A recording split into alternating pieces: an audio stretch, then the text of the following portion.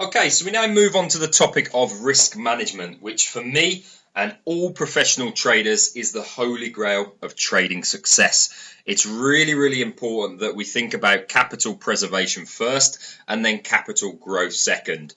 Sadly, as a trader, we will have losing trades. So when they come along, we want to make sure that they're kept very, very small so they don't damage our capital and unravel a number of good profitable trades. So let's take a little bit more of a look at risk management in terms of what we need to do in our approach to make sure we preserve capital at all times. But firstly, an overview. So as I mentioned, risk management, which is also known as money management, it's the management of your money, is the holy grail of trading success. Without it, you are simply gambling, because if you never know what your worst case scenario is, then you're gambling. You're tossing a coin and you're hoping for the best. So we always want to know before we even take a trade what our worst case scenario is. And then we're prepared to accept that and say that if that happens, it's only a small loss and we can recover from that rather than it being damaging. A trader without any capital can't make any money. So preservation of your capital should always be your first thought and capital growth second. Now, when a boxer gets into the ring, the referee always says to them, protect yourself at all times. That's exactly what should be front of mind as you as a trader. Protection of capital first, growth second. Okay, so going into more specifics now, we recommend to keep your risk low on every single trade so that you grow your account gradually month by month. Your losses are kept small so that your profits can override them and generate your consistent profits on a month by month basis. Now, we use a small percentage of account risk on every single trade, and we advise you to do the same. Now, if you do wish to risk more, which you can do, please do so with the understanding that not only will your gains be bigger, your losses will be too. And you can't underestimate the psychological impact. When you start to risk big, it starts to play tricks on your mind as well from a psychological perspective. If you can take a trade knowing that actually your worst case scenario is X and you're more than happy to accept that, psychologically, that is a wonderful position to be in because it takes away an element of the fear.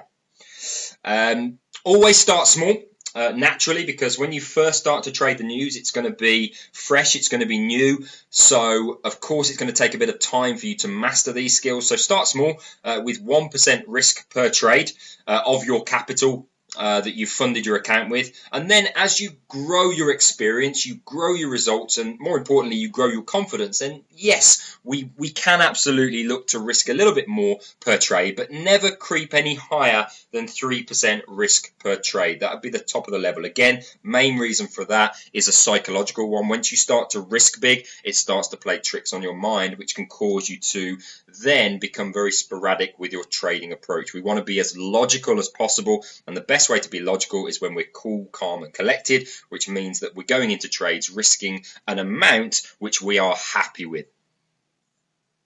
Okay, so how do we work out? Because the broker's going to want to know where you want to get into the trade. That's your live execution, where you want to put your stop loss and where you want to put your target. But also they're going to want to know how much do you want to trade. So this is known as your trade size or your trade volume. So the golden calculation is very, very simple, but massively important. So let's go through that. So you take 1% of your account, and obviously with experience that can move to 3%. You take 1% of your account, and this is your account balance, so how much you funded your trading account with. And you divide that monetary amount by the pips at risk on the trade, which we know is very easy to work out because the risk in pips on every single trade is going to be 80. So it's 1% of your account in monetary terms divided by 80. And this will give you an amount per pip that you can place on the trade. Now, I mentioned there your lot size or your volume. We're going to go through this and explain it in a bit more detail, but just think of the amount per pip for now.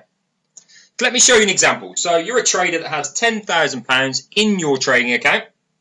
1% of that is $100, as it says here, and you can relate this to any account denomination that you have. So if it's a pound account, a euro account, etc., you do the same process. So a $10,000 account in this example, 1% of that account is $100. That's the maximum I'm prepared to risk and lose if the trade doesn't go in my favor and stops me out. If it stops me out, it'd have to go 80 pips because that is where my stop loss goes on every single trade. Bearing in mind that what we talked about is not every losing trade is going to hit your initial stop loss because of the management techniques we're going to use, i.e. moving our stop to break even, or after an hour, cutting the trade for a smaller loss. But we need to go into the trade thinking that a trade could hit our worst case stop loss, which is 80 pips. So we always risk manage on the full 80 pips. So $100 divided by 80 then says that we can put on this trade $1.25 per pip. So every pip we make $1.25. Every pip that we lose is minus 125 up until our 80 pip stop loss is hit and we lose the $100 on that particular trade.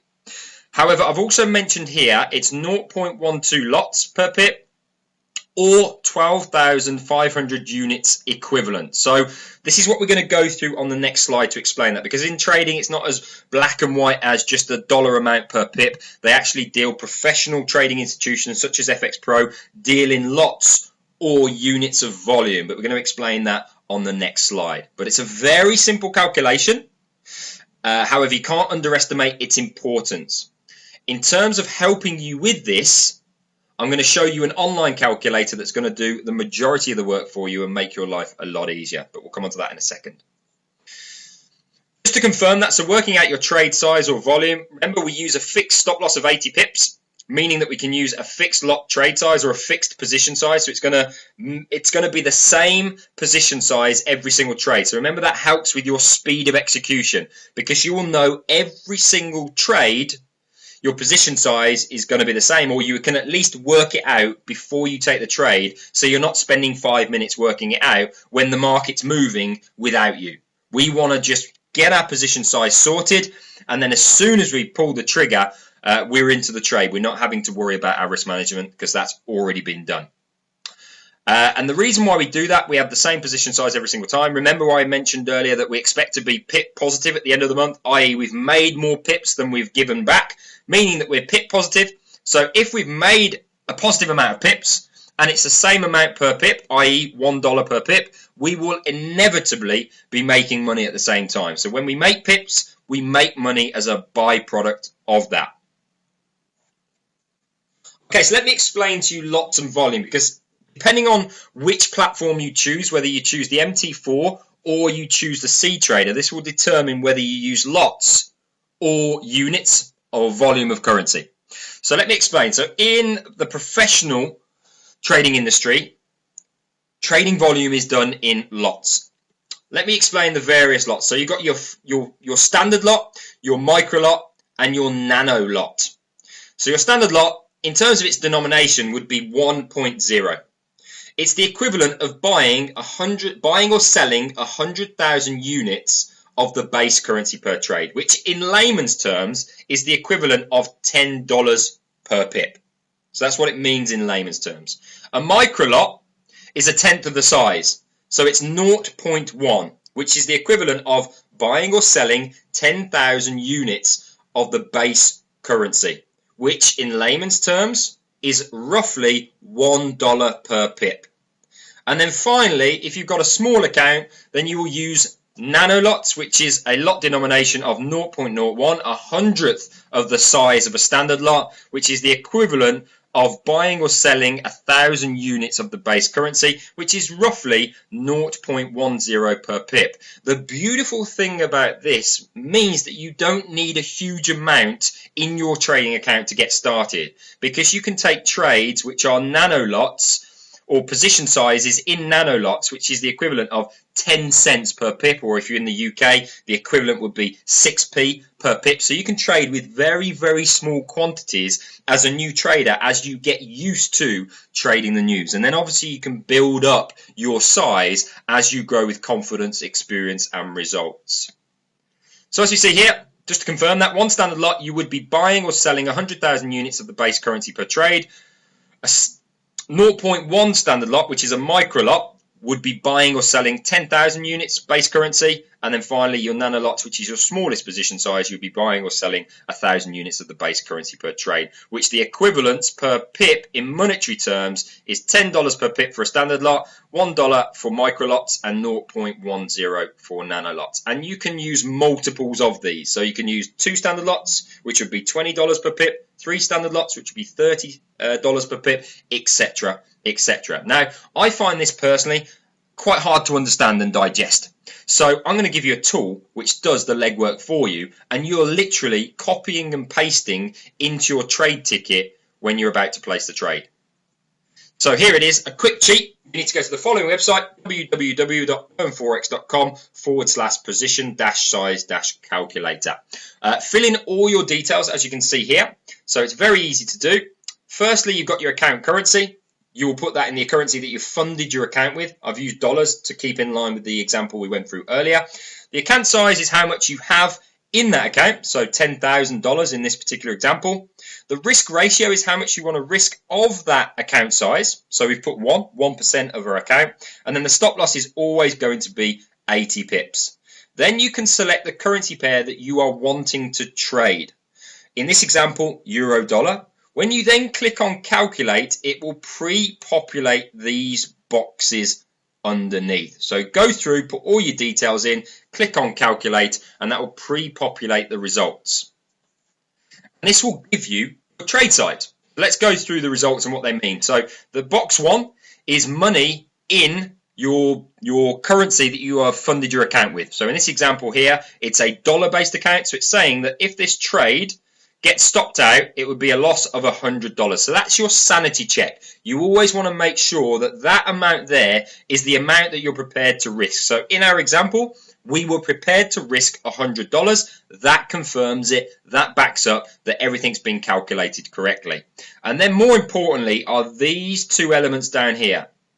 Is the units, which is the volume, and the lots, which is, by its very nature, the lots. So as point 2 says, units is the volume you are buying or selling. You will use that on your CTrader platform if you've downloaded the CTrader platform. And all you do is you literally copy that number there, 12,500, and paste it into your trade ticket. And I'll show you how to do that in accompanying videos. If you're using MT4, however, you will use lots.